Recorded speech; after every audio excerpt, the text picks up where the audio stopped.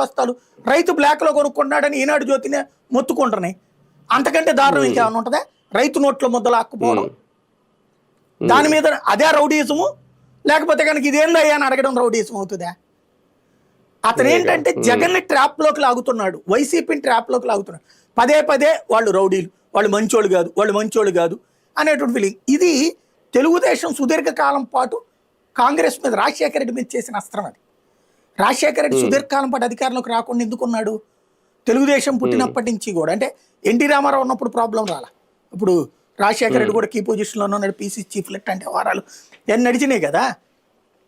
చంద్రబాబు వచ్చినప్పటి నుంచి కూడా రాజశేఖర రెడ్డినే టార్గెట్ చేసుకొచ్చాడు. ఎందుకు? ఫ్యూచర్లో రాజశేఖర రెడ్డి పెద్దోడు అవుతాడు, అతన్ని తొక్కాలి అన్నటువంటి ఉద్దేశంతో అతని మీద రాసిన స్టోరీలు. రాష్ట్రంలో ఎంతమంది ఫ్యాక్షనిస్టులు లేరు? ఇప్పుడు తెలుగుదేశంలో ఉన్నటువంటి వాళ్ళు జిల్లాలకు ఒక్కొక్క ఫ్యాక్షనిస్ట్ లేడు. అప్పట్లో వైసీపీలో ఉన్నటువంటి వాళ్ళల్లో ఒక 5-6 కనబడతారు, ఇది కాంగ్రెస్లో ఉన్న వాళ్ళలో రాష్ట్రం మొత్తం.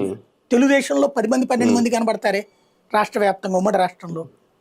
కానీ ఇది కాకుండా రాజశేఖర రెడ్డి అనే అతను ఏదో అందరికీ కడప అంటే ఎట్టా తెలిసిందంటే, ఏదో బస్ స్టాండ్ దగ్గర నుంచి బాంబులు చుట్టుకుంటారు, ప్రతి ఒక్కడి ఇంట్లో ఓ వేట కత్తులు ఉంటాయి, కనబడగానే నరికేస్తారు, ఇదే ఫీలింగ్.